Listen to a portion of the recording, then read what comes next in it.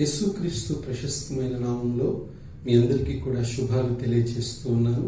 మన రక్షకుడైన యేసుక్రీస్తు మన జీవితాలలో అపారమైన కృపను మనకు ఎప్పటికప్పుడు తెలియజేస్తూ తన కృపలో మనల్ని నడిపిస్తున్నటువంటి దేవునికి శిరస్సు వంచి నమస్కరిస్తూ ఉన్నాం.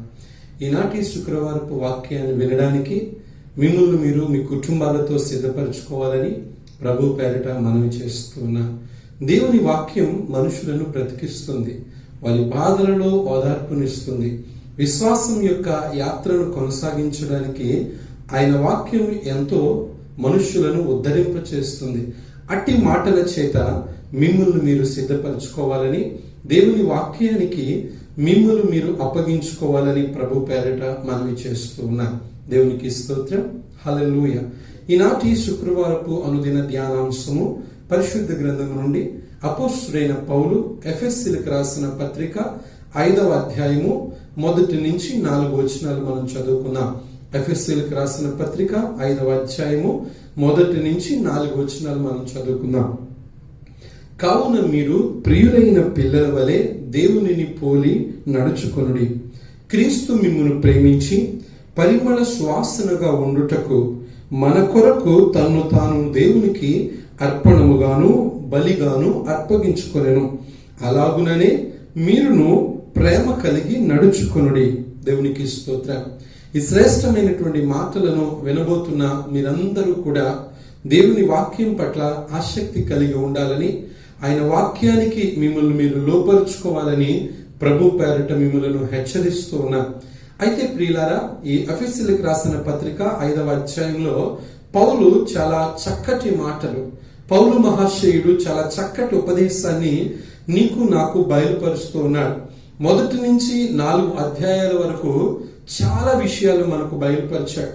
ఎన్ని గొప్ప విషయాలు మనకు బయలుపరిచాడు అంటే, ఆయన మనల్ని ఏర్పరుచుకున్నాడు. ఎందుకు ఏర్పరుచుకున్నాడు? ఆయన మనల్ని పిలుచుకున్నాడు. ఎందుకు పిలుచుకున్నాడు? ఆయన మనలను తన ఆత్మచేత ముద్రించుకున్నాడు. ఎందుకు మనల్ని తన ఆత్మచేత ముద్రించుకున్నాడు? చచ్చిన వారమై ఉండగా ఆయన మనల్ని బ్రతికించుకున్నాడు. ఎందుకు మనల్ని బ్రతికించుకున్నాడు? ఆయన ఆత్మ యొక్క ఈవుల చేత మనము నింపబడాలని, పరిశుద్ధాత్మ కలుగ చేసేటువంటి వరములతో మనము నింపబడాలని, పరిశుద్ధాత్మ దేవుడు అనేక విషయాలను పౌలు మహాశయునికి బయలుపరిచినప్పుడు పౌలు తన యావత్ ప్రపంచానికి తెలియచేయబోతున్నటువంటి సందేశం. అందుకే ఆయన ఏర్పరచుకున్న ఏర్పాటు గొప్పది అని, ఆయన నియమించుకున్న నియామకము గొప్పదని, ఆయన పిలిచిన పిలుపు గొప్పదని నేను ఎప్పటికప్పుడు చెప్తూనే ఉంటాను. ఆయన పిలిచిన వారిని దేవుడు ఎన్నడూ సిగ్గుపరిచేవాడు కాదు.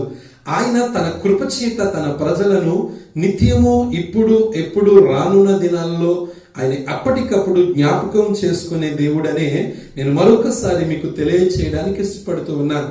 అయితే దేవుని ఎదుట దేవుని పిల్లలుగా ఉన్న మనము ఆయనకు అవయవములమై ఉన్నామని, తండ్రి అయిన దేవుడు యేసుక్రీస్తు ప్రభువునకు శిరస్సైలాగున, యేసుక్రీస్తు ప్రభువు భర్తకు అనగా పురుషునికి శిరస్సైలాగున, పురుషుడు స్త్రీకి శిరస్సైలాగున ఎలాగైతే దేవుడు ఒక అవయవముగా సిద్ధపరిచి ఆ అవయవాలన్నిటినీ కలిపి ఒక శరీరముగా సిద్ధపరిచి ఆ శరీరానికి శిరస్సుగా యేసుక్రీస్తు ప్రభు ఉన్నాడు.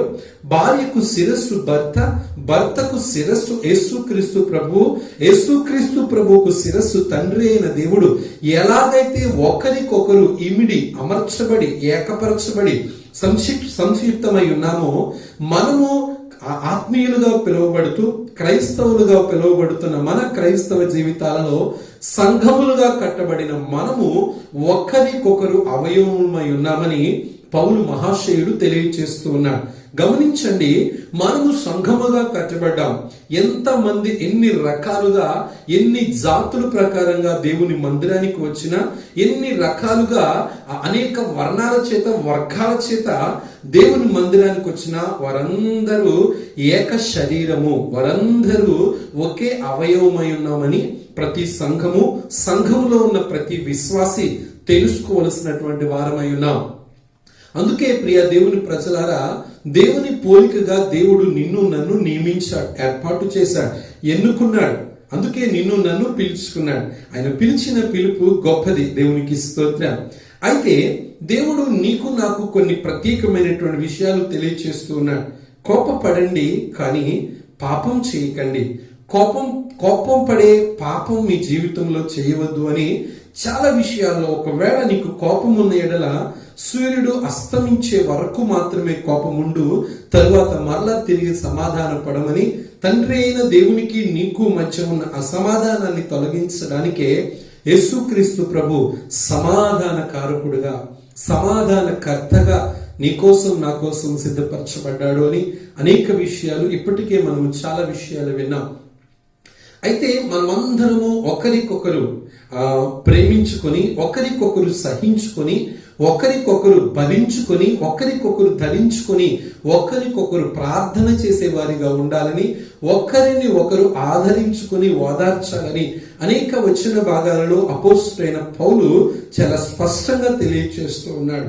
అందుకే ఆ 4వ అధ్యాయం చివరి వచనంలో కూడా మనం గమనించినట్లయితే, మీరు ఒకరికొకరు కరుణా హృదయులై ఒకరినొకడు క్షమించండి, ఒకరినొకడు ప్రేమించండి, ఒకరి కోసం ఒకరు ప్రార్థన చేయండి అని కరుణా హృదయము కలిగిన వారై ఉండమని దేవోక్తి సెలవిస్తూ ఉంది. కరుణా హృదయము అనగా ఎదుటి వారిని క్షమించగలిగి జాలి కలిగినటువంటి హృదయము కలిగి ఉండడం. అందుకే యేసుక్రీస్తు ప్రభు కూడా మన కోసము కరుణాధారముగా తనను తాను బయలుపరుచుకున్నాడు అని పౌలు మహాశయుడు మాట్లాడతాడు. కరుణాధారముగా అనగా కనికరించడానికే, కృప చూపడానికే ఆయన నీకోసం నా కోసం ఈ లోకంలో వేధించి నీకోసం నా కోసం ప్రాణం పెట్టాడు. మరి మనం అందరము ఒకే అవయవమై ఉన్నాం. దేవుడు తన ఊపిరి చేత మనల్ని బ్రతికిస్తూ ఉన్నాడు. ఆయన నోటి ఊపిరి వలన మనము జీవించడానికి కారణంగా ఉంటూ ఉన్నాం. కాబట్టి కలిగి ఉన్నదైనా, బ్రతికి ఉన్నదైనా, జీవమున్నదైనా ఏదైనా దేవుడు కలుగ చేసినదేనని ప్రతి విశ్వాసి, ప్రతి క్రైస్తవుడు తెలుసుకోవలసినటువంటి అక్షర సత్యం. అందుకే ప్రియ దేవుని ప్రజలారా, దేవుని మాటలను మనం వినేవారముగానే కాకుండా దానిని ఆచరించే వారముగా, వినుట వలన విశ్వాసం కలుగుతుంది, దానిని ఆచరిస్తే ఆశీర్వాదం కలుగుతుంది. ఆయన మాటలను విని ఆయన మాటలకు నువ్వు లోబడడానికి ఇష్టపడినప్పుడు నా దేవుడు ఎంతగానో సంతోషిస్తూ ఉంటాడు. అయితే ఈ 5వ అధ్యాయము మొదటి నుంచి కొన్ని వచనాలు మనం గమనించినట్లయితే, కావున మీరు ప్రియులైన పిల్లల వలె దేవునిని పోలి నడుచుకొనుడి. దేవునికి స్తోత్రం. దేవుని ప్రజలమై దేవుని జనాంగముగా పిలువబడుతున్న మన జీవితాలలో పౌలు మహాశయుడు మాట్లాడుతూ ఉన్నాడు. కాబట్టి మీరు ప్రియమైన పిల్లల వలె ఆయనను పోలి నడుచుకోండి. దేవునిని పోలి నడుచుకోవాలి. పౌలు అంటున్నాడు కదా, నేను క్రీస్తును పోలి నడుచుకున్న ప్రకారమును మీరును నన్ను పోలి నడుచుకోండి. ఆయన డంకా మీద చెయ్యి వేసి చెప్పగలుగుతూ ఉన్నాడు. ఆయన బల్ల గుద్ది చెప్పగలుగుతూ ఉన్నాడు. గల కారణము ఆయన నడుచుకున్నాడు, ఆయన నడిపించబడ్డాడు. నడిపించబడ్డానికి తన్ను తాను మలచుకున్నాడు దేవుని కోసం. దేవునికి స్తోత్రం. మరి నీవు దేవుని ప్రజలుగా పిలువబడుతున్నావు అంటే ఆయనను పోలి నడవాలి. గమనించండి, మనము ప్రియమైన పిల్లల వలె ఉండాలి. అపోస్తలుడైన పౌలు అనేక పర్యాయాలు మాట్లాడుతూ తిమోతిని గురించి కావచ్చు, ఎపఫ్రాను గురించి కావచ్చు, లేక తుకికుని గురించి కావచ్చు, ఒనేసిమును గురించి కావచ్చు, వారిని గురించి సంబోధించిన ప్రతి సమయంలోనూ కూడా నా ప్రియమైన వాడు, నా ప్రియుడు, నా ప్రియ కుమారుడు అని ఎప్పటికప్పుడు వారి గురించి సంబోధిస్తూ ఇలా మాట్లాడుతూ ఉన్నాడు. గమనించండి, ప్రియమైన పిల్లలు అంటే అర్థం ఏంటో తెలుసా? వారిని ఎక్కువగా ఇష్టపడేవారు అని, వారిని ఎక్కువగా ప్రేమించేవారు అని, ఎక్కువగా వారి కోసమే ఆలోచించడానికి తన్ను తాను సిద్ధపరచుకున్నవారు అని. ఒక తల్లి, ఒక తండ్రి తన పుట్టినటువంటి పిల్లలను ప్రేమిస్తుంది. ఎంతగా ప్రేమిస్తుంది అంటే ప్రియమైన పిల్లలుగా, తనకు మనస్సుకు నచ్చినంతగా, ఇష్టం వచ్చేంతగా ప్రేమిస్తూ ఉంటుంది. నేను అంటాను, పిల్లలను ప్రేమించడం ఒక ఎత్తు, ప్రియమైన పిల్లలుగా ఉండడం ఒక ఎత్తు. ఎందుకు అంటే మనము దేవునికి పిల్లలలాగా ఉంటే సరిపోదు. మనము దేవునికి పిల్లలలాగా ఉంటే సరిపోదు, కానీ ప్రియమైన పిల్లలుగా ఉండాలి. ప్రియమైన పిల్లలుగా ఉండాలంటే మనం ఏం చేయాలి? ప్రియమైన పిల్లలుగా ఉండాలంటే మనం ఏం చేయాలి? ఆయన చెప్పిన దానిని తప్పకుండా చేయాలి. ఆయన చెప్పిన దానిని మనము తూచా తప్పకుండా అనుసరించాలి. అందుకే దేవునిని పోలి నడుచుకోవాలి. ఈరోజు చాలా మంది యవన బిడ్డలు కానీ లేక చాలా మంది లోకములో జీవించేవారు కానీ కొంతమందిని పోలి నడుచుకుంటూ ఉంటారు. కొంతమందిని పోలి వారి జీవితాలను కొనసాగిస్తూ ఉంటారు. కొంతమంది ఏం చేస్తున్నారో, లోకం ఏం చేస్తుందో వారికి అనుగుణంగా వారికి నచ్చినట్లుగానే వీరు నడుచుకుంటూ ఉంటారు. అందుకే ఈ లోకంలో అంటూ ఉంటారు, ట్రెండ్ను ఫాలో అవ్వండి. ట్రెండ్ను ఫాలో అవ్వడం అంటే ఏంటో తెలుసా? ఆ ఎదుటివాడు ఇలా ఒక పక్కన గీయించుకుంటే వాడు కూడా దీన్ని చూసి వాడు కూడా మరొక పక్కన గీయించుకోవాలన్నమాట. అనగా వాడి చేసే ప్రతి పని వీడి చేయాలి. ఒకప్పుడు వస్త్రధారణ ఎలా ఉండేది, ఇప్పుడు వస్త్రధారణ ఎలా ఉన్నది? ఇప్పుడు పురుషులు వేసుకునేటువంటి బట్టలు అనగా జెంట్స్ వేసుకునేటువంటి బట్టలు ఎలా ఉంటున్నాయి? ఒకప్పుడు ప్యాంట్ కానీ షర్ట్ కానీ చిరిగిపోయినట్లుగా కనిపిస్తే చిరిగిపోయిన దాన్ని వేసుకోలేక దానిని తీసుకెళ్లి పక్కన పడేసేవారు. ఇంకా ఒకవేళ లేని వాళ్ళు అయితే ఒక ప్యాచ్ ముక్కను తీసుకుని దానిని కుట్టి దాన్ని కవర్ చేసుకుని వారి బట్టలను ధరించుకుని వెళ్ళేవారు వారి దీన స్థితిని చూసి. కానీ ఇప్పుడు ఏమవుతుంది? ఒకడు చిరిగిపోయిన ప్యాంట్ వేసుకు అదే ఇప్పుడు ఫ్యాషన్ అయిపోయింది. ఒకడు చిరిగిపోయింది వేసుకుంటే వాడిలాగా నేను ఉండాలి. ఒకవేళ వాడు చిరిగిపోయిన బన్నెలు వేసుకుంటే వాడిలాగా నేను ఉండాలి. వీడు దేన్ని ఫాలో అవుతూ ఉన్నాడంటే ఒకడు ఏదైతే చేస్తున్నాడో దానిని ఫాలో అవుతూ ఉన్నాడు. ట్రెండ్ను ఫాలో అవుతూ ఉన్నాడు. ఎవడు పక్కవాడు తన హెయిర్ స్టైల్ని ఎలా మార్చుకుంటున్నాడు, లేక డ్రెస్ని ఎలా మార్చుకుంటున్నాడు, లేక వాడు పనులు ఏం చేస్తున్నాడని పక్కవాడిని చూచి పోలి నడుచుకునేవాడు, నేనంటాను, యేసుక్రీస్తు ప్రభుని ఎందుకు ఫాలో అవ్వలేకపోతూ ఉన్నాడు? యేసుక్రీస్తు ప్రభుని ఎందుకు ఫాలో అవ్వలేకపోతున్నాడు?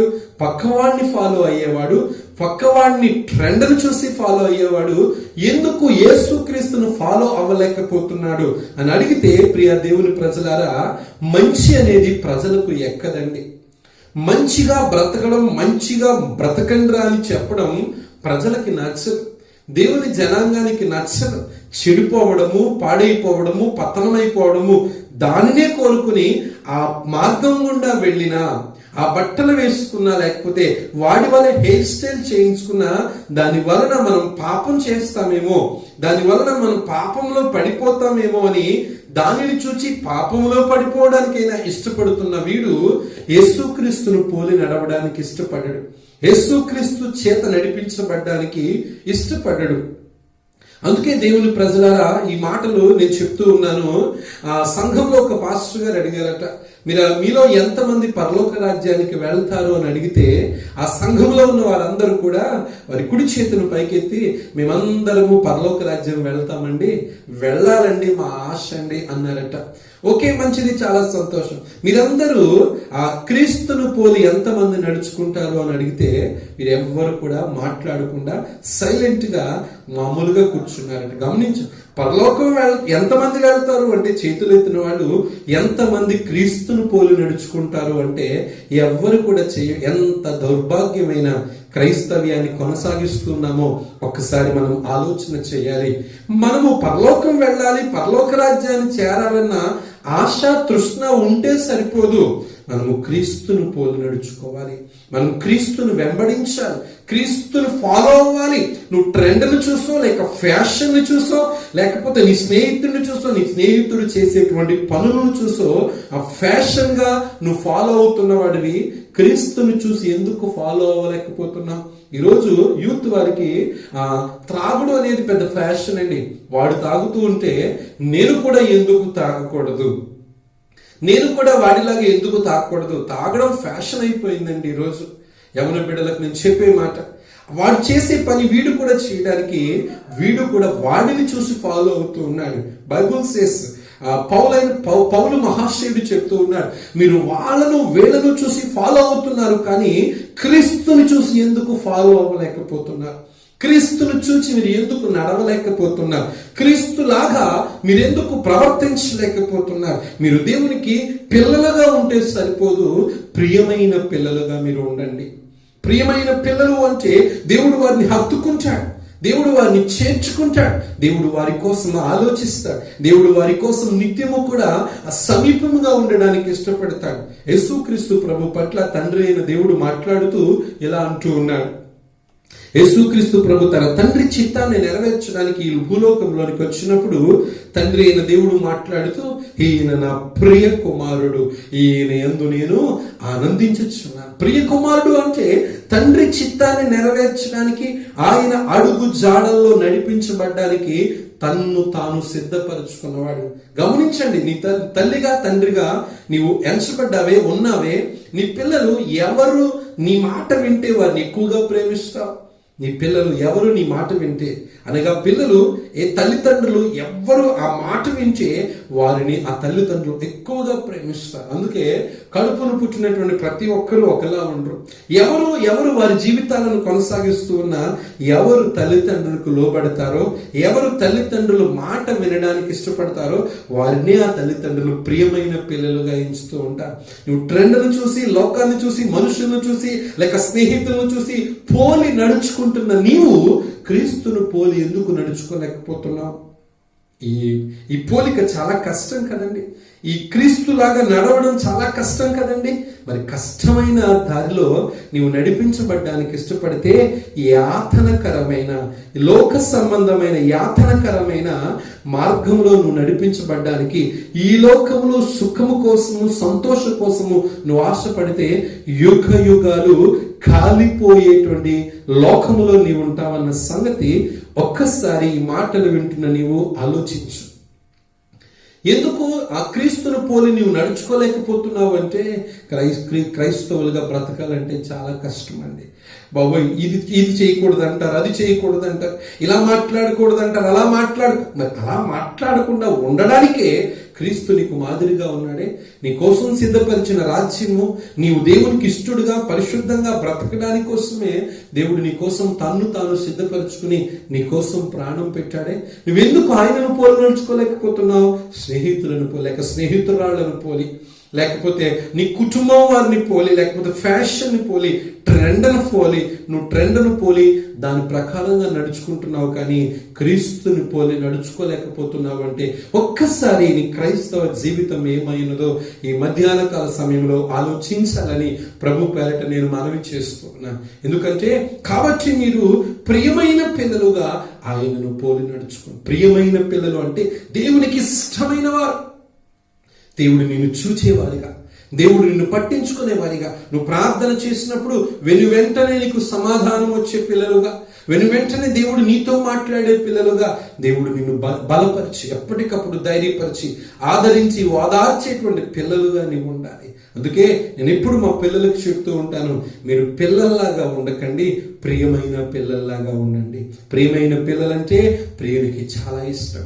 ఆయన ఎప్పటికప్పుడు తన ప్రజలకు సహాయం చేయడానికి ఇష్టపడేటువంటి తండ్రి అయిన దేవుడై ఉన్నాడు. మరి నీవు ఇప్పటి వరకు వీరిని పోలి వాళ్ళని పోలి నడుచుకోవడం మానేసి ఇప్పటి నుంచైనా క్రీస్తును ఫాలో అవ్వడానికి, అందుకే ప్రభు చెప్పాడు, Jesus is the way, the truth and the life. నేనే మార్గం, నేనే సత్యం, నేనే జీవం, నా ద్వారా తప్ప ఎవడును పరలోక రాజ్యానికి సమీపించలేరు అని ప్రభు చెప్పాడే. మరి క్రీస్తుని పోలి నువ్వెందుకు నడవలేకపోతూ ఉన్నావు? అది నీకు కష్టమైన, ఇష్టం చేసుకుని నువ్వు బ్రతికితే, లోక మాలిన్యాన్ని అంటుకోకుండా దేవునికి ఇష్టమైన వాడిగా లోక ఆశలను విడిచిపెట్టి ఆయనను పోలి నడుచుకోగలిగినట్లయితే ఈ లోకంలో నీకు పేరు, పరలోకములో నీకు పేరు. ఈ లోకం అనే కుటుంబంలో నిన్ను దేవుడు గొప్ప చేస్తాడు, పరలోకం అనే కుటుంబంలో దేవుడు నిన్ను గొప్ప చేస్తాడు. ప్రియమైన పిల్లలు అంటే తల్లిదండ్రులకి చాలా ఇష్టం. ఆ తల్లిదండ్రులు ఆ ప్రియమైన పిల్లల కోసం ఏమైనా చేయడానికి ఇష్టపడతారు. నీవు మన దేవుని దృష్టిలో ప్రియమైన పిల్లలుగా ఉంటున్నావా, లేక కేవలము పిల్లలుగానే నీవు ఉంటున్నావా? ఒక్కసారి ఈ మాటలు వింటున్నా నీవు ఆలోచన చేయి. ప్రియ క్రైస్తవులారా, ప్రియ దేవుని పిల్లలారా, ఎంతకాలము నేను ప్రార్థన చేస్తున్నాను, నేను మందిరానికి వెళ్తున్నాను, నేను దేవునికి కానుకలు ఇస్తున్నాను, దశమ భాగాలు ఇస్తున్నాను, అది కాదు నీ భక్తి. నేను దేవునికి ఇష్టడుగా ఉన్నానా లేదా?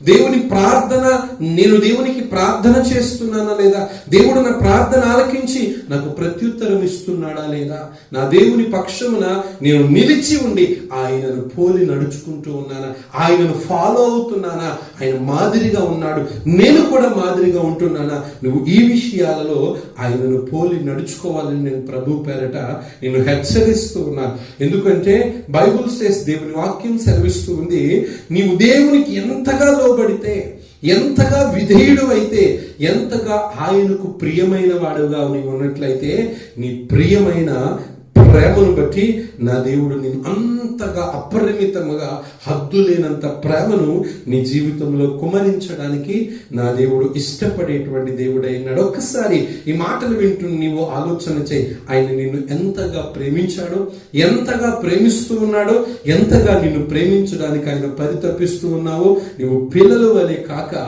ఆయనకు ప్రియమైన పిల్లల వలె తండ్రికి యేసుక్రీస్తు ప్రభు ఎట్లు ప్రియమైన పిల్లలుగా ఉన్నాడో, నీవు కూడా తండ్రికి యేసయ్యకు అంత ప్రియమైన పిల్లలుగా ఉండాలని, ఆయనను పోలి నడుచుకోవాలని ప్రభు పేరట నేను మనవి చేస్తూ ఉన్నాను. ఆయనను పోలి నడుచుకోవడం అంటే ఏంటో తెలుసా? ఆయనలాగా మాట్లాడడం, ఆయనలాగా చూడడం, ఆయనలాగా గమనించడం, ఆయనలాగా ప్రవర్తించడం, ఆయనలాగా మంచి మంచి పనులు చేయడం, సత్కార్యాలు చేయడం. నేను క్రీస్తు బిడ్డనంటే సరిపోదు, నేను క్రైస్తవుడనని మెడలో సిలువ వేసుకున్నంత మాత్రాన నీవు క్రైస్తవుడు కానే కాదు. ఈరోజు ఫ్యాషన్ అయిపోయింది క్రైస్తవులు అనిపించుకోవడం, మెడలో పొడవాటు సిలువ, చేతికి ఒక సిలువ, లేకపోతే ఆ మొలకు ఒక సిలువ, అలా కట్టుకుంటూ మేము క్రైస్తవులమండి అని అనిపించుకుంటున్నా. అది కాదు క్రైస్తవ్యము.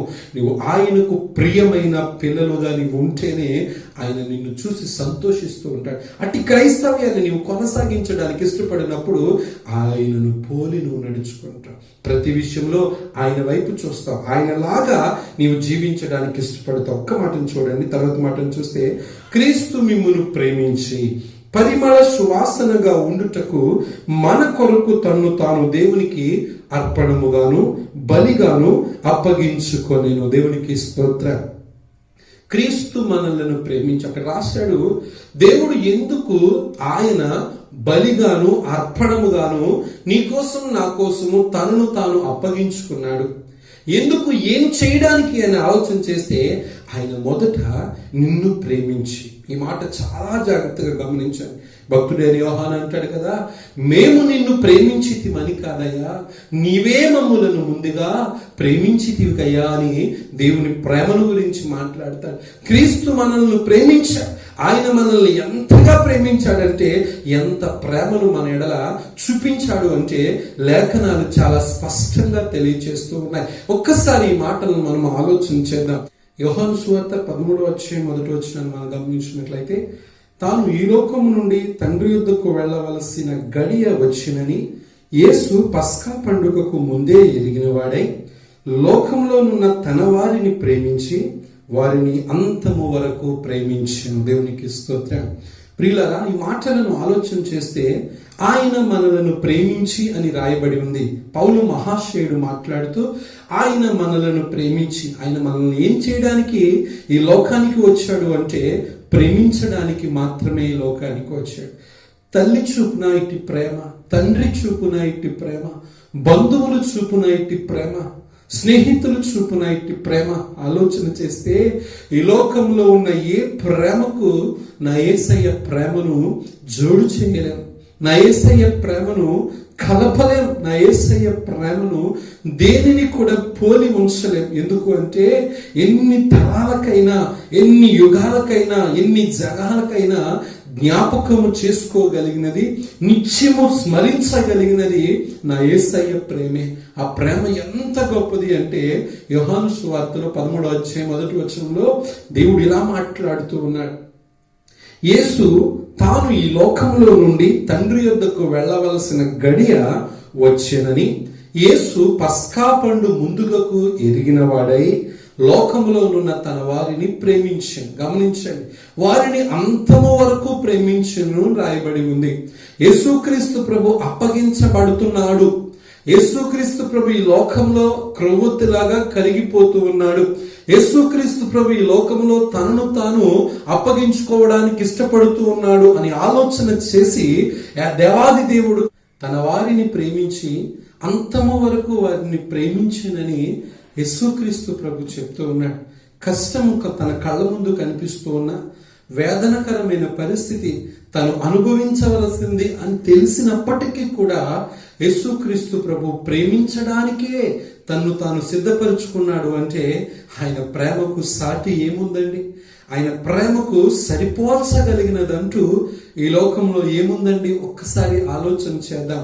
ఆయన ఆ శ్రమ చేత నడిపించబడుతూ కష్టం చేత బాధించబడుతున్నప్పటికీ గెత్సెమనేటువంటి తోటలో మోకాళ్ళ కన్నీటి ప్రార్థన చేస్తూ చెమట రక్త బిందువుల వలె ఆయన కారుస్తూ ఉండగానే, తండ్రి ఈ గిన్నెను నా యుద్ధ నుంచి తొలగించు, నీ చిత్తమైతే దానిని నా యుద్ధ నుంచి తొలగించు, లేని ఎడల దానినే సిద్ధింప చేయమని నిన్ను నన్ను ప్రేమించడానికి ఆయన నలిగిపోతున్నా, ఆయన కరిగిపోతూ ఉన్నా, ఆయన తులవెల్ల కరిగిపోవాల్సిన పరిస్థితి వచ్చినా సరే నిన్ను ప్రేమించాడు అంటే ఆయన ప్రేమ ఎంత గొప్పదో ఒకసారి ఆలోచన చేయండి.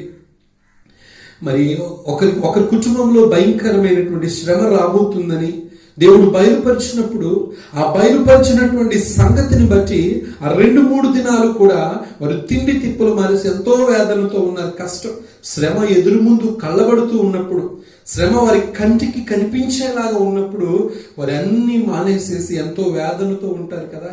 మరి దేవుడు తన వేదనను పక్కన పెట్టి తన కష్టాన్ని తాను అప్పగించబడబోతున్నాను, ఈ లోకంలో ఒక వ్యక్తి 30 వెండి నాణాలకు ఆయన అప్పగించేస్తాడు అని తెలిసినప్పటికీ కొరడాల చేత కొట్టబడతాను, శరీరం అంతా తూట్లులాగా గాయపరచబడుతుంది, రక్త మాంసములు ముద్దల్లాగా ఈ లోకంలోనికి వెదజల్లబడతాయని ఆయన అంత కష్టం తన కళ్ళ ముందు పెట్టినప్పటికీ కూడా దేవుడు నిన్ను ప్రేమించాడు, అంతము వరకు నిన్ను ప్రేమించాడు అంటే ఆయన ప్రేమ ఎంత గొప్పదో. ప్రియ దేవుని ప్రజలారా, ఒక్కసారి ఆలోచన చేయండి. నీ తల్లైనా తన కష్టంలో తన బిడ్డలను జ్ఞాపకం చేసుకోదేమో, నీ తండ్రైనా తన వేదనలో తన కుమారులను కుమార్తెలను జ్ఞాపకం చేసుకోలేమో. కానీ ప్రవక్త యెషయా అంటాడు కదా, చూడుము నా అరచేతుల మీద నిన్ను చెక్కుకొని ఉన్నాను, తల్లైనా మరచునేమో కానీ నేను నిన్ను మరువను అని దేవుడు నిన్ను ప్రేమించడానికే ఇష్టపడ్డాడు, ప్రేమించడానికే తన్ను తాను సిద్ధపరుచుకున్నాడు అంటే ఆయన ప్రేమతత్వానికి ఏమిచ్చినా సరే రుణము తీర్చలేనటువంటి వరము. అందుకే ఆయన ప్రభు మాట్లాడుతూ అప్పగించబడుతున్నానని ఎరిగి ఉండి కూడా నిన్ను ప్రేమించాడు, అంతము వరకు ప్రేమిస్తూనే ఉన్నాడు. ఆయన ప్రేమ గొప్పదండి, ఆయన ప్రేమధార గొప్పదండి. అంటే ప్రేమను నీ జీవితంలో కలిగి ఉండడానికి నీవు కూడా సిద్ధపడాలని, నీవు సిద్ధపరచుకోమని కూడా నేను మనవి చేస్తూ ఉన్నాను. అందుకే పౌలు మహాశయుడు మాట్లాడుతూ ఆయన ఈ విధంగా మాట్లాడుతూ ఉన్నాడు, ఆయన మనలను ప్రేమించి. ఎందుకు ప్రేమించాడు?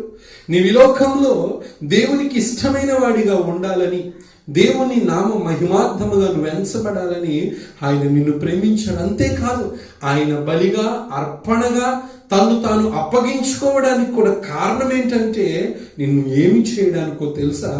పరిమళ సువాసనగా నీవు లోకములో వెదజల్లబడడానికి. అటు దేవునికి స్తోత్రం.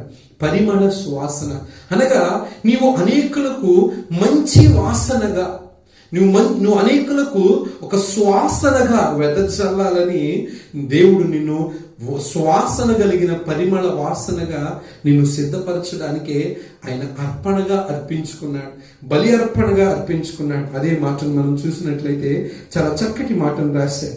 క్రీస్తు మిమ్మును ప్రేమించి పరిమళ శ్వాసనగా ఉండుటకు మన కొరకు తన్ను తాను దేవునికి అర్పణముగాను బలిగాను అప్పగించుకొనెను, అలాగునే మీరును ప్రేమ కలిగి నడుచుకొనుడి. దేవునికి స్తోత్రం. నీవు ఆయన దృష్టిలో ఎంత గొప్పవాడవు అంటే, దేవుని నామ మహిమార్థముగా నువ్వు నిలవబడ్డానికి, అనగా తండ్రికి తగిన కుమారుడుగా నీవు ఉండడానికి, తండ్రికి తగిన కుమార్తెగా నీ ఉండడానికి ఆయన దృష్టిలో నీ పట్ల అంత గొప్ప ఆలోచనలు కలిగి ఉన్నాడు. అందుకే మీరు అలాగుననే రాయబడి ఉంది. క్రీస్తు ఎలాగైతే లోకములో తన కోసం కాదు, నీ కోసం నా కోసం తన్ను తాను అర్పణగా, బలి అర్పణగా. పాత నిబంధన గ్రంథాన్ని మనం పరిశీలన చేస్తే లేవి కాండంలో రాయబడుతూ ఉంది, యేసుక్రీస్తు ప్రభు పాప పరిహారార్థ బలిగా, అపరాధ పరిహారార్థ బలిగా తన్ను తాను అప్పగించుకోవడానికి మొదట పాపము చేసినటువంటి వారి విషయమై ప్రాయశ్చిత్తం చేయడానికి పాప పరిహారార్థపు బలి, అపరాధ పరిహారార్థపు బలి అని కొన్ని రకాల బలులను సిద్ధపరిచాడు. మనుషులకి ఆ బలిని అర్పించడమే చాలా ఈజీగా అనిపించింది. పాపం చేయడం, కోడినో దూడనో బలి అర్పించడం, పాపం చేయడం, ఏ గువ్వనో లేకపోతే ఏ పావురానో అర్పించడం, ఇదే మనుషులకు అలవాడిపోయింది, అలవాటు చేసుకున్నారు. పాపం చేసిన వారు ఏమాత్రం కూడా పశ్చాత్తాపడని పరిస్థితులు అయిపోతే ప్రభువు దానిని మార్చేశాడు. ఇక కోడినో లేక గొవ్వనో లేకపోతే దూడనో కాదు, కానీ నిన్ను నీవే ఆ బలిపీఠం మీద అర్పించుకోవాలి. నీ పాప విషయమై నిన్ను నీవే దేవునికి సమర్పించుకోవాలని చెప్పి దేవాది దేవుడే తనను తాను అర్పించుకొని మొదటగా నిన్ను అర్పించుకోమని చెప్తూ ఉన్నాడు. ఆయన నిన్ను ప్రేమించడానికి, అంతము వరకు నిన్ను ప్రేమించడానికి గొప్ప కారణం ఏంటో తెలుసా? నీ ఎడల ఆయన దీర్ఘశాంతము కలిగిన వాడై, ఓరిని కలిగిన ఓపికతో నీ కోసం ఎదురు చూస్తూ ఉన్నాడు. ఎందుకో తెలుసా? నీవు ఆయనకు కుమారుడిగా ఉండాలని, నీవు ఆయనకు కుమార్తెగా ఉండాలని, ఆయనకి ఇష్టడుగా ఉండాలని, ఆయనకు ప్రియమైన వాడిగా ఉండాలని, దేవుని నామ మహిమార్థముగా నీవెంచబడాలనే నా దేవుడు నీ పట్ల ఒక ఉన్నతమైన సంకల్పాన్ని బయలుపరిచాడు. అందుకే ఆయన రాస్తూ, ఆయన నిన్ను ప్రేమించింది ఎందుకో తెలుసా? నీవు ఈ లోకములో బ్రతుకుతున్నంత కాలము, ఈ లోకంలో బ్రతుకుతున్నంత దినాలు, బ్రతుకుతున్న సంవత్సరాలు ఈ లోకానికి నీ ఒక పరిమళ సువాసనగా వెదజల్లాలి. పువ్వులు మనుషులను ఆకర్షిస్తూ ఉంటాయి, వాసన మనుషులను ఆకర్షిస్తూ ఉంటుంది, సువాసన మనుషులను ఇష్టం పుట్టిస్తూ ఉంటుంది. అందుకే చాలా మంది ఫంక్షన్స్ కి వెళ్ళినా లేకపోతే కార్యకలాపాలకు వెళ్ళినా మంచి మంచి సెంట్స్ ని, అత్తర్ని పూసుకుని వెళ్తూ ఉంటారు. ఒకవేళ ఆ స్మెల్ నీకు నచ్చింది అనుకో, వాళ్ళ దగ్గరికి వెళ్ళి ఆ స్మెల్ చూస్తూనే ఉంటాం. ఎందుకు అంటే మంచి వాసన అనేకులను ఆకర్షిస్తూ ఉంటుంది, మంచి సువాసన అనేకులకు ఇష్టతను పుట్టింప చేస్తూ ఉంటుంది. అంటే నా దేవుడు తన దృష్టిలో నీవు ఈ లోకంలో ఎలా ఉండాలనో తెలుసా?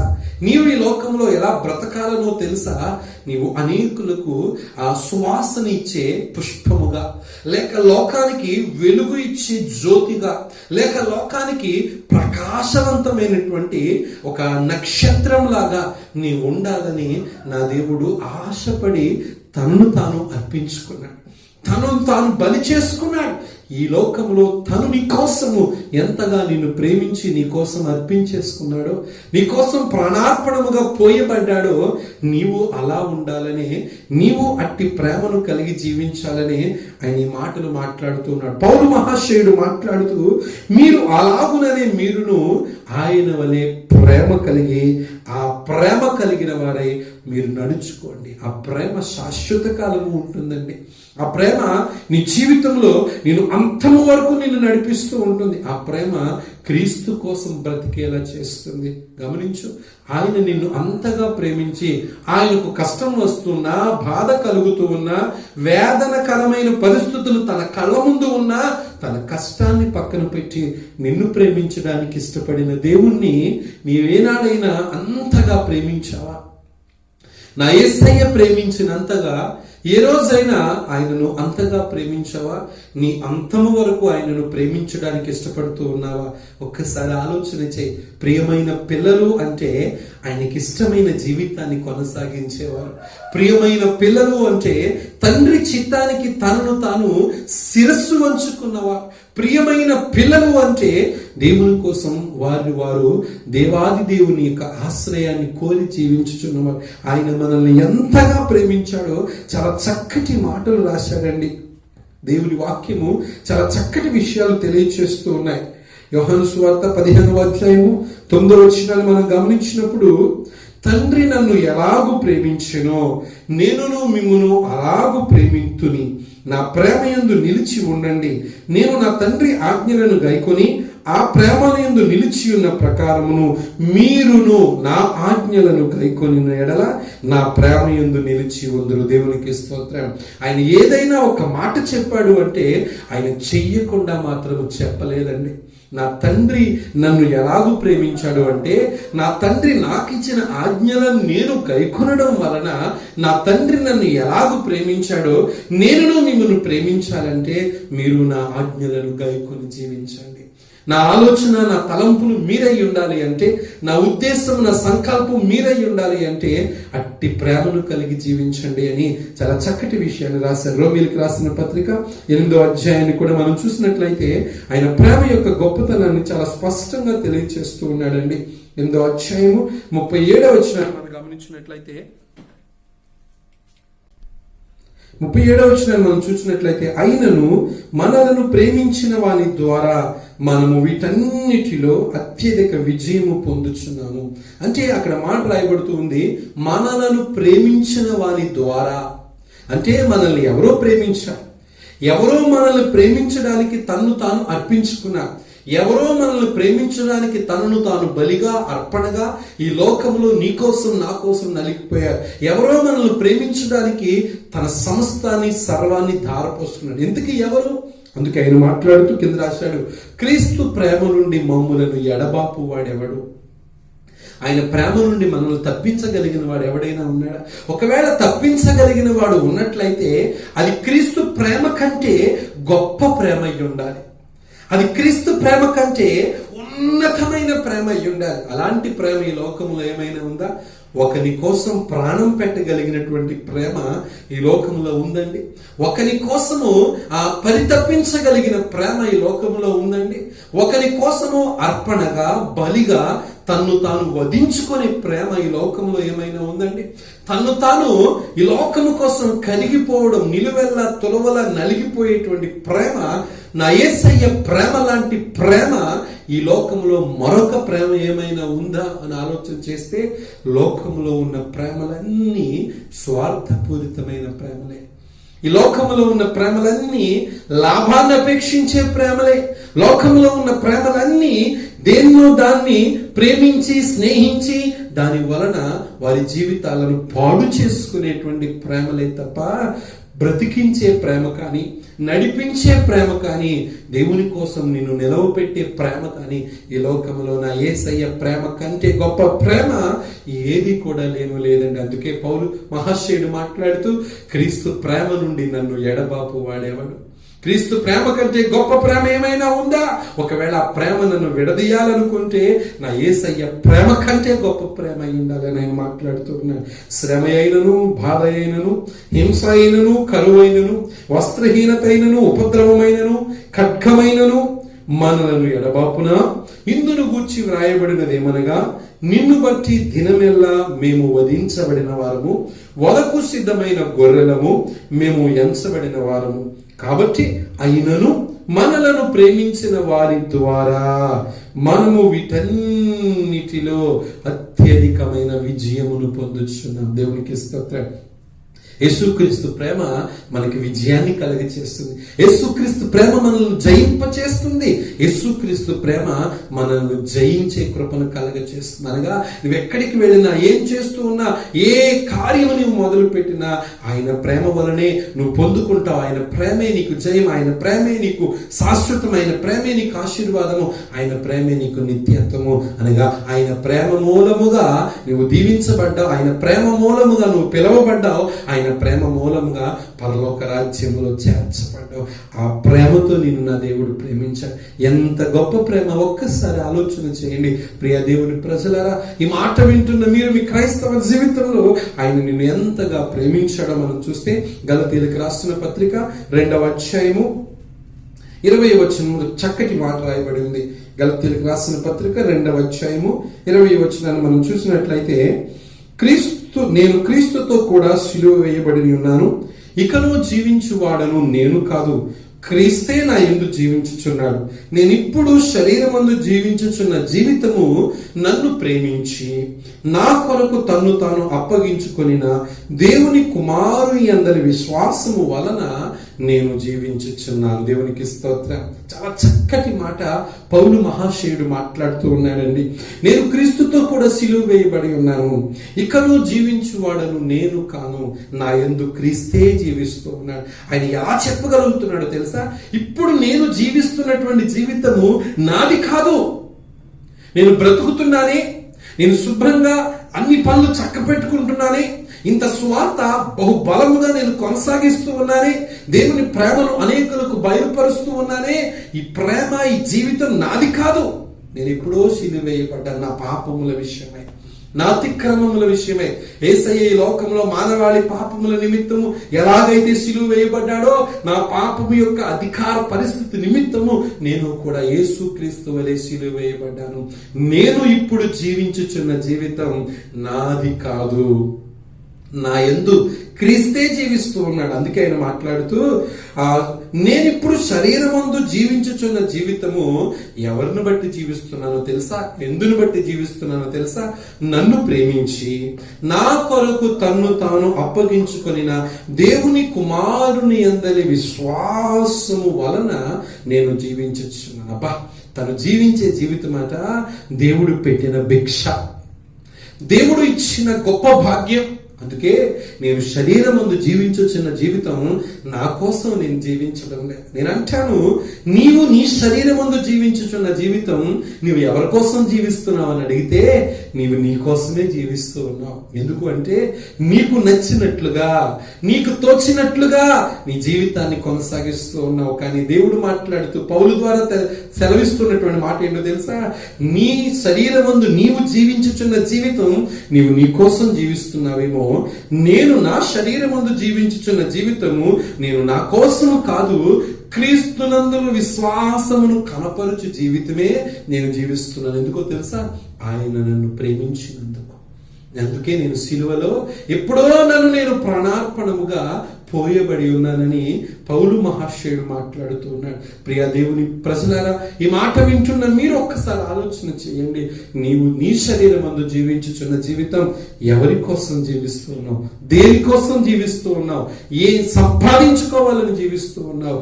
రక్షించబడి బాప్తిస్మం పొంది ఆత్మచేత ముద్రించబడి జీవించవలసినటువంటి జీవితం నీ కోసము కాక క్రీస్తు కోసం జీవించడానికి నిన్ను నీవు సిద్ధపరచుకోగలిగినట్లయితే, ప్రియా దేవుని ప్రజలారా, ఈ మాటలు వింటున్న నీతో దేవుడు మాట్లాడుతూ ఉన్నాడు. నీవు పరిమళ సువాసనగా వెదజల్లడానికి తనను తాను అప్పగించుకున్నాడు.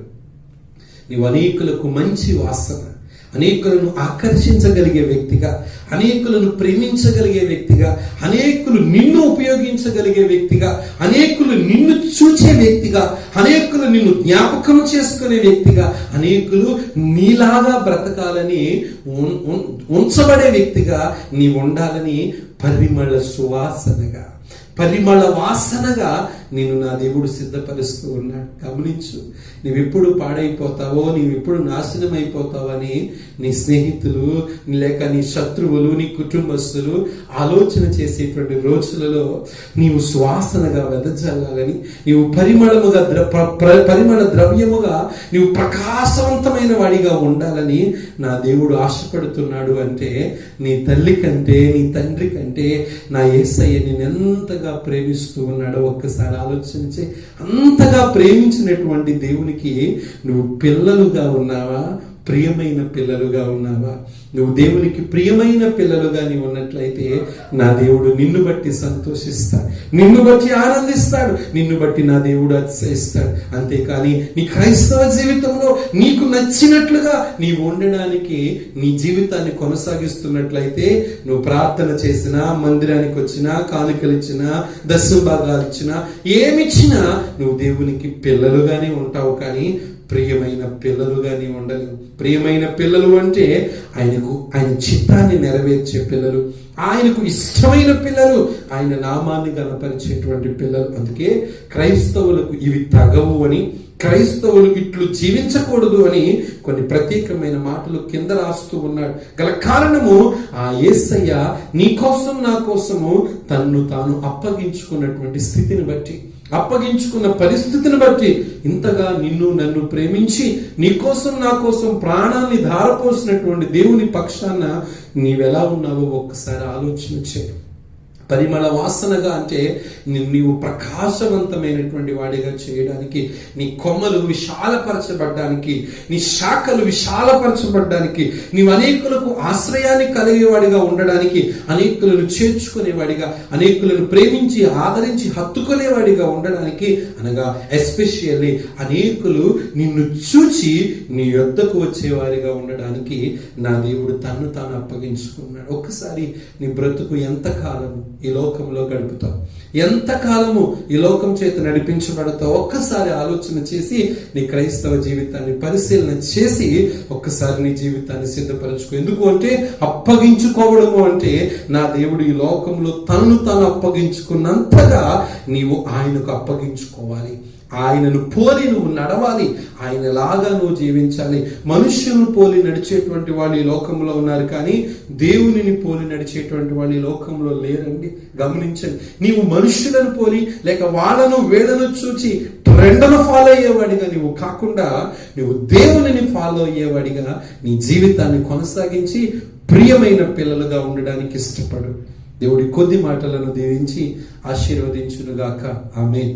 ప్రార్థన చేద్దాం. ప్రతి ఒక్కరూ తల్ల ఉంచినట్లయితే ప్రార్థన చేసుకుందాం.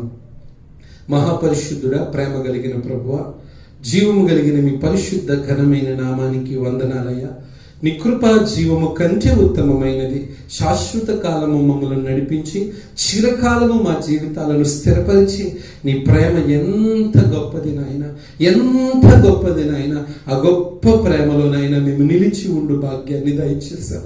మేము నిన్ను ప్రేమించామని కాదు, కానీ నీవే మమ్మలను ముందుగా ప్రేమించావు దేవా. అవును నాయన, పస్కా పండుగకు ముందుగానే నీవు లోకమునకు అప్పగించబడతావని ఎరిగి, శ్రమలు పాలవుతావని ఎరిగి, కష్టము చేత నడిపించబడతావని ఎరిగి, అయా చెమట రక్త బిందువుల వలె కారుతుందని ఎరిగి, ఇంత భయంకరమైన సమస్య శోధన అయ్యా నువ్వు భరిస్తావని ఎరిగి కూడా మమ్మల్ని ప్రేమించావంటే నీ ప్రేమ ఎంత గొప్పది నాయన. అయ్యా అంతము వరకు మమ్మల్ని ప్రేమిస్తున్నావు అంటే నీ ప్రేమ ఎంత గొప్పదయ్యా. తల్లి చూపని ప్రేమ, తండ్రి చూపని ప్రేమ అయ్యా. నీ ప్రేమకు నాయన మమ్మల్ని మేము అప్పగించుకోవడానికి, నీ ప్రియమైన పిల్లలుగా మేము ఉండడానికి సహాయము చేయండి నా తండ్రి. ఇదిగో ప్రభువా, మేము నిన్ను పోలి నడుచుకోవాలి. మేము మనుషులను కాదు, స్నేహితులను కాదు, బంధువులను కాదు, లేక లోకాన్ని కాదు, ట్రెండ్ని కాదు, ఫ్యాషన్ని కాదు, క్రీస్తును పోలి మేము నడుచుకోవాలి. క్రీస్తును వెంబడించి మేము నడుచుకోవాలి. క్రీస్తులాగా మేము మారాలి. క్రీస్తులాగా మేము ప్రేమను కలిగి జీవించాలి. అట్టి ప్రేమకు మమ్మల్ని మేము అప్పగించుకోవడానికి నాయనా నీ దయా సంకల్పముతో మాత్రమే మమ్మలను జ్ఞాపకము చేసుకోమని ప్రార్థన చేస్తూ ఉన్నా. ఈ వాక్యాన్ని వింటున్న ప్రతి ఒక్కరిని పేరు పేరున జ్ఞాపకం చేసుకోండి ప్రభువా. నీవు మమ్మల్ని ఎంతగా ప్రేమించావో ఆ ప్రేమ కోసం మేము పరితపించడానికి, ఆ ప్రేమ కోసం మేము జీవించడానికి, ఆ ప్రేమను కలిగి మేము జీవించే వారముగా ఉండడానికి సహాయము చేయండి. నా ప్రార్థన బట్టి కాదు నా తండ్రి, నీ కృపను బట్టి మేలు చేసి నాయనా నీలా బ్రతకడానికి, నీలా జీవించడానికి, మేము పరిమళ సువాసనగా ఈ లోకంలో ఉన్నంత కాలము అనేకులను ఆకర్షించే వారిగా, అనేకులకు ఇష్టాన్ని పుట్టించే వారముగా, అనేకులను నాయనా మా మార్గముల గుండా త్రిప్పబడే వారముగా మేము ఉండగలగడానికి సహాయం. అందుకే నిన్ను నీవు లోకానికి అప్పగించుకున్నావు నా తండ్రి. మేము అయా ఆ స్థితిని మేము ఎరిగిన వారమే, నువ్వు తెలియచేసిన సత్యాన్ని మేము ఎరిగిన వారమే. ఆ వాక్య ప్రకారముగా మేము నడుచుకుని కృపను నాకు, మాకు, మా అందరికీ దయచేయి. నా ప్రార్థన బట్టి కాదయా, నీ కృపను బట్టి మేలు చేసి మీ నామ ఘనతకు మమ్మల్ని నిలవపెట్టమని ఈ శుక్రవారపు ప్రార్థన బిడ్డలకు ఆశీర్వాదకరముగా, దీవెనకరముగా సిద్ధపరచండి. ఉపవాస ప్రార్థనను జ్ఞాపకం చేసుకుని ఎందరు బలహీనులుగా ఉన్నారో వారందరినీ నజరేయుడైన యేసు నామములో స్వస్థపరిచి బలపరచండి అయా కరువు కాలంలో ఉన్న నీ బిడ్డలను, కష్టకాలంలో ఉన్న నీ బిడ్డలను పోషించండి, బలపరచండి, భద్రపరచండి. ఈ కౌగిట్లో మీ నామ ఘనతకు నిలవపెట్టి మేలు చేసి మహిమ ఘనత ప్రభావములను మీరే పొందుకోమని యేసు పరిశుద్ధ నామములో ప్రార్థించి స్తుతించి అడిగి వేడుకొనుచున్నాను తండ్రి. ఆమేన్. इस रक्त में जय, प्रवेश रक्तम संपूर्ण विजयम, अपवादी क्रियलो अनंत नाशनम कलुगुनुगाक. इस रक्त में जय. ఆమేన్. ఆమేన్. అందరికీ వందనాలు. దేవుడు మిమ్మల్ని సమృద్ధిగా దీవించునుగాక. ఆమేన్.